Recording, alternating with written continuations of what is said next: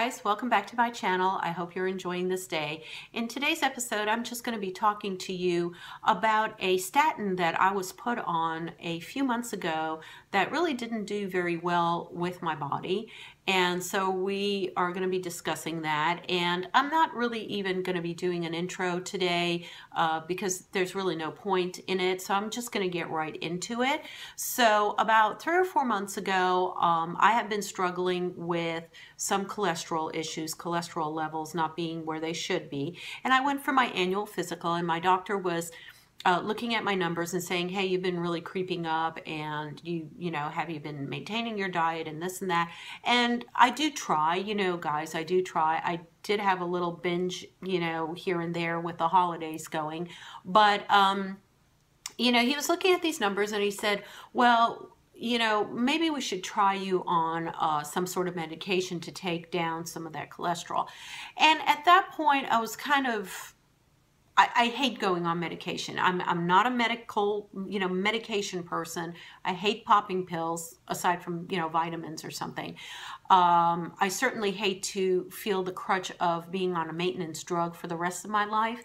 So it wasn't something that I was, just jumping for joy that he was going to prescribe me. I deemed it almost like a personal failure on my part that I had not done enough to get my cholesterol levels where they need to be. And so this doctor was telling me, hey, you failed basically, and now we got to put you on medication. But I was open to trying it because they were on a very high level. I think they were like 267. My cholesterol was up there, 267. And so it was getting to the point where, yeah, something needed to be done, right? So he put me on this medication called Crestor. That's the, I guess, the popular name for it. It's the pharmacy name is, and I'm reading it down here because I can't pronounce it, rosuvastatin. So it's spelled R-O-S-U-V-A-S-T-A-T-I-N. And I'll put it, you know, down here below somewhere, you know, I'll run it so you guys see it.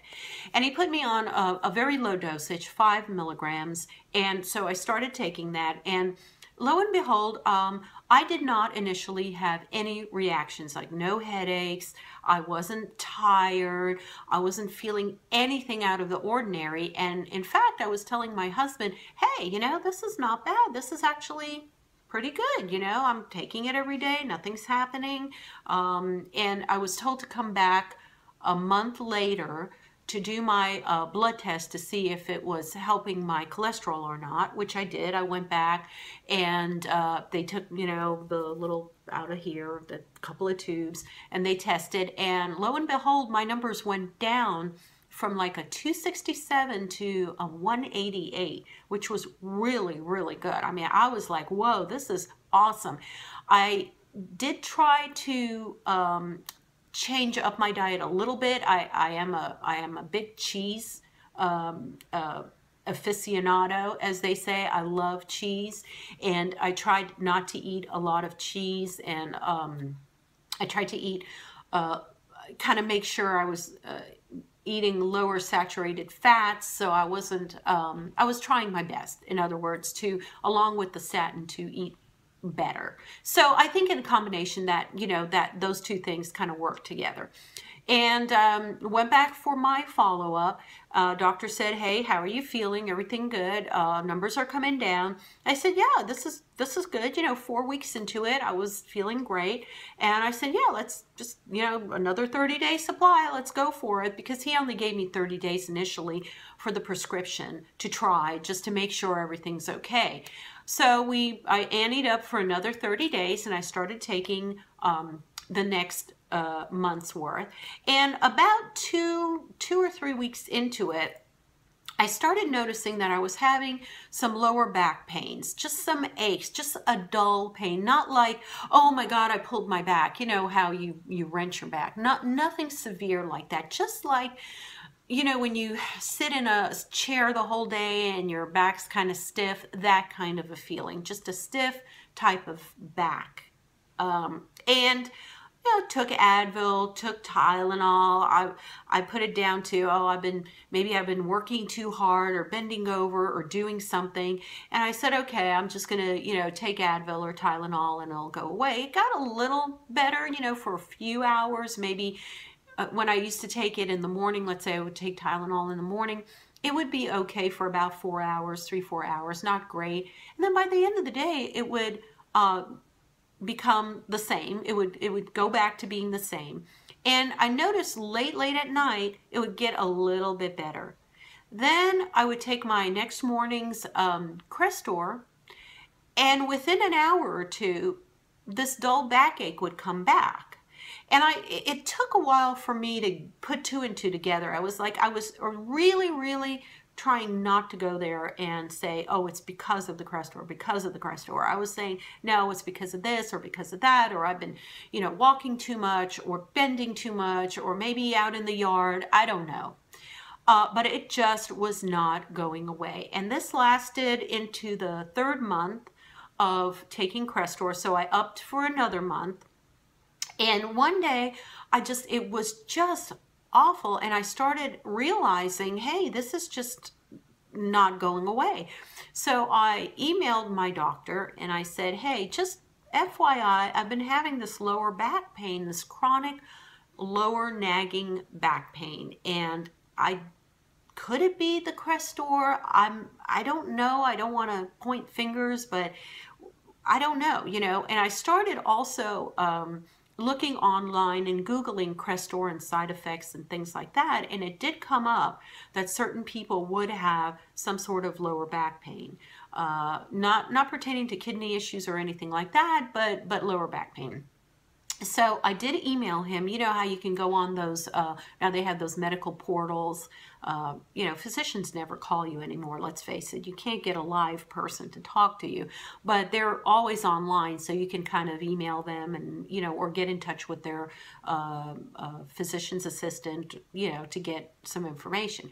So he did email me back pretty quickly. I would say like the next day. And he said, yeah, come on in for an evaluation because it could be the Crestor. So I'm like, oh crap, what do I do if it is? This was working great. My numbers are great. What are we going to do? So I did go back and they did a blood workup and it showed that my liver enzymes were elevated.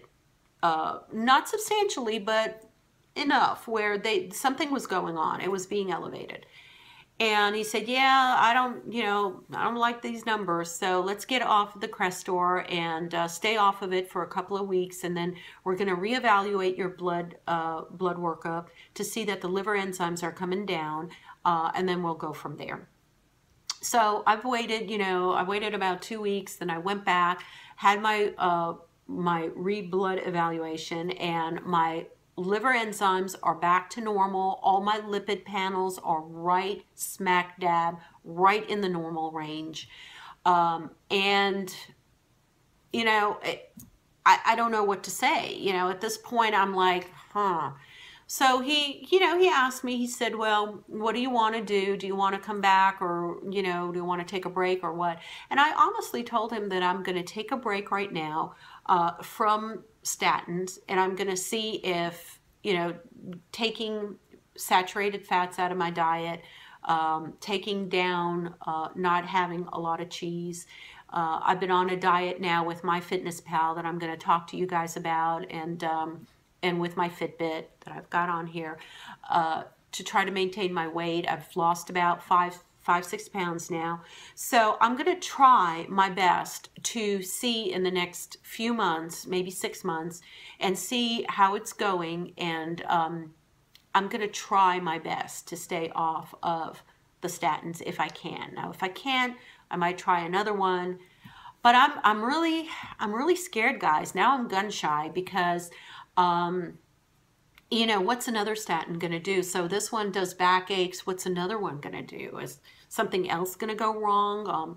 Am I going to have kidney failure? Am I going to have some other issues? Am I going to have arthritis come off of it, or what? There's so many side effects that I read on these things, and I'm just really scared, guys, to do anything. So I just wanted to put it out there. If anyone else has had any issues with Crestor, with rovastatin, like I said, I had the lowest milligram, which is like 5. Maybe there is a lower one. Maybe there's a 2 milligram, but definitely a very low, very low dosage of 5 milligrams, and it still, you know, did not act really nice to me. So wanted to pass that along to you guys.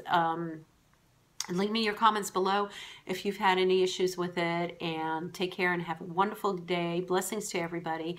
Thank you for subscribing. Make sure to subscribe and hit that little notification bell at the bottom of the panel there next to subscriber, so that you're notified when a new video of mine comes up.